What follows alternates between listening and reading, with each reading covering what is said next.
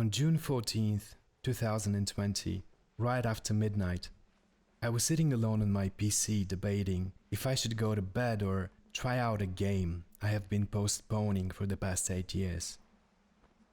Looking back at those 8 years, they feel now like a blurry dream of someone else's life, distant and not quite real.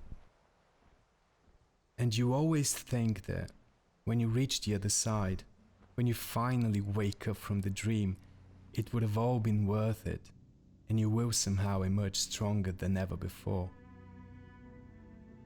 Yet today Journey revealed to me the terrible price I have paid in those past 8 years.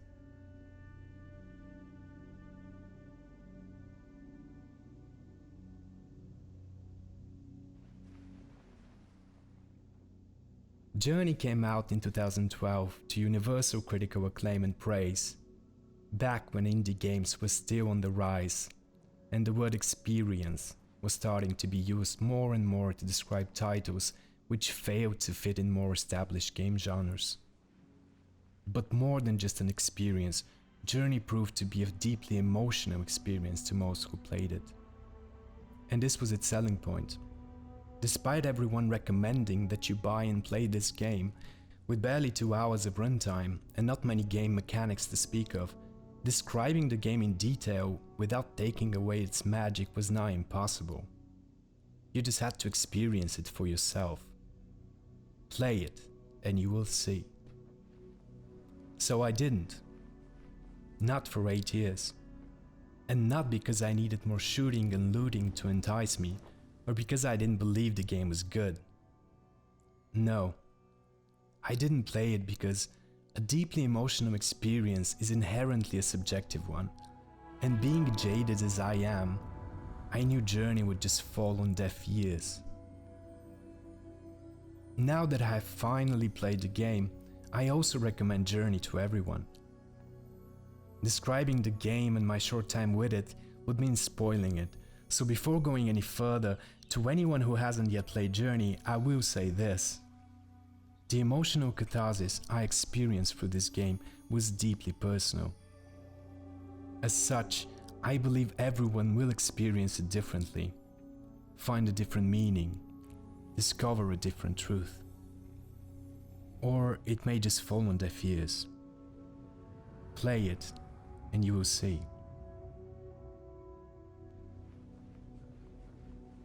From the opening moments, Journey draws you in with its atmosphere. It's an incredible blend of stunning stylized visuals, haunting music, and sound design with attention to detail. No user interface, no explicit direction. I'm sure many things have been said about the decision to go with a minimalistic approach to objective indicators, but I must say it is indeed brilliant how organically the objects in the world push you in the right direction, and even though you are well aware that you're being led into a specific direction, with less than subtle hints, you still can't help it and just play along. But the word brilliant is not what was on my mind in the opening section. I was too busy with exploring the world and learning to navigate and best use my abilities as you would in an opening level of any other game. So far so standard, I thought. It's very beautiful and atmospheric, I get it. I just hope that's not all that there is to it. Now, I knew that there was an optional cooperative element to Journey. It was one of the reasons I decided to play it on Steam instead of PS4.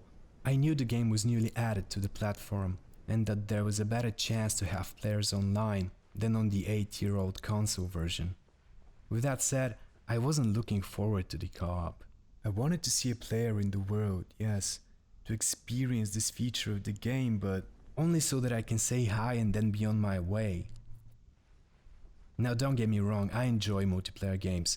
I happily play MOBAs and other PvP multiplayer games, but PvE co-op was never my thing. I am the person who plays MMOs solo, who dreads doing a quest together with someone because they might want to stick around. I dislike the feeling of responsibility when cooperating with someone else. To me it feels like losing my freedom to act however I want within the game and to play it at my own pace. I saw the other person in the game right at the start of the second section. We communicated briefly with the limited tools we had available, and intuitively went for the same objective together. And then we went for the next one, and then the next one. Little by little, the usual thoughts started entering my brain. What if I want to go to the bathroom and can't play? They will have to wait for me. Or if I want to quit altogether. Actually, it's kinda late, I should go to bed soon, but now I can't do it because I'm suddenly playing a co-op game. We finished the second section. I was hoping they would not be there when the next one started. But they were. I should just quit now, I thought. But I just kept going. I didn't decide to keep going, I just didn't decide not to. We went on exploring together, just going through the motions. As time went by, we learned that we could help each other by replenishing each other's energy with a flourish. This was problematic to me. You see, until this point, there was little cooperation in terms of game mechanics involved, as everything we did could have been easily done solo. In a way, it was two people playing solo next to each other while keeping each other company. The fact that you could replenish the other's energy meant that there was an element of give and take, which again presents an element of responsibility I didn't want to have. In the meantime, the game started to change its scenery, going to vibrant golds and fast-moving slopes with playful music at first, to dark, ominous undergrounds with more methodical play.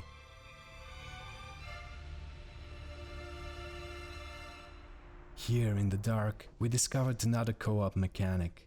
Staying in physical contact with each other would also replenish our energy. Now each stage would normally end with both of us standing next to each other, waiting for a cutscene.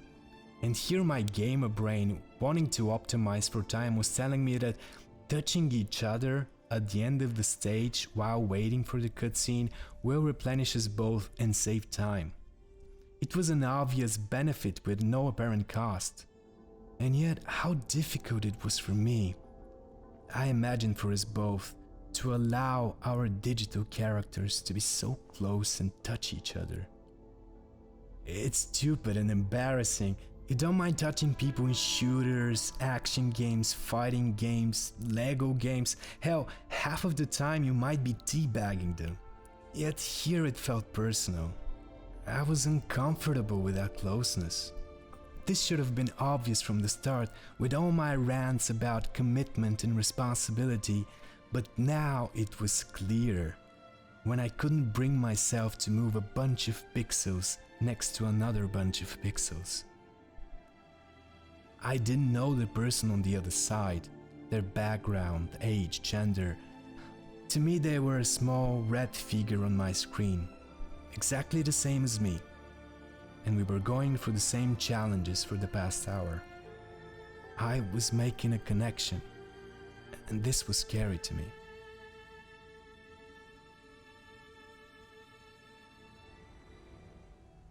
And this is where the brilliance of Journey was revealed. As if the game knew what was going through my head, as if it recognized the unreasonable barrier I had in my mind. Journey said, I don't care if you're afraid, you will make that connection before the credits roll. And it plunged us into the snow, with our characters freezing and fighting the wind, and only each other's warmth to keep our energy up and our scarves from freezing. And suddenly, I caught myself adjusting my speed so that we can walk closer together. And we walked together, replenishing ourselves as we go, went through the stealth section and started climbing the tower. Here at the tower, going up the stairs and fighting the wind, I made an obvious mistake and plummeted down through a hole. Cursing myself for screwing up and now being alone in the snow, this was indeed the low point of the adventure, as intended by the game.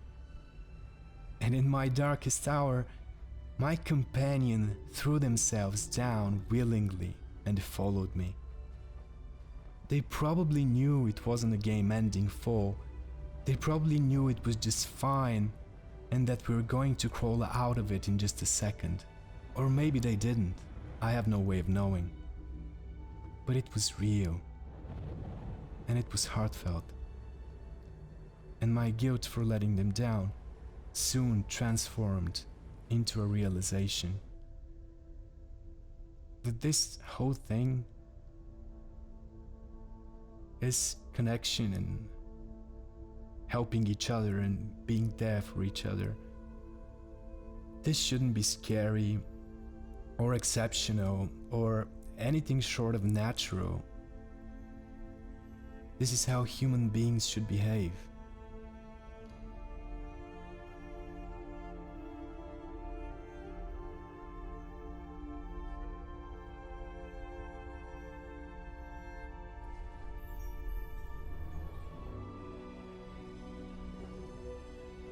In the end, I didn't understand Journey, and I think I didn't have to. Journey for me was 2 hours of discovery, beauty, and adventure shared with another human being. And don't get me wrong, I realize that this whole thing is stupid, to derive existential realizations from an hour-and-a-half video game. And yet, if Journey was trying to be a metaphor for life itself, I think it succeeds. It's short, it's beautiful, and it's best shared with others.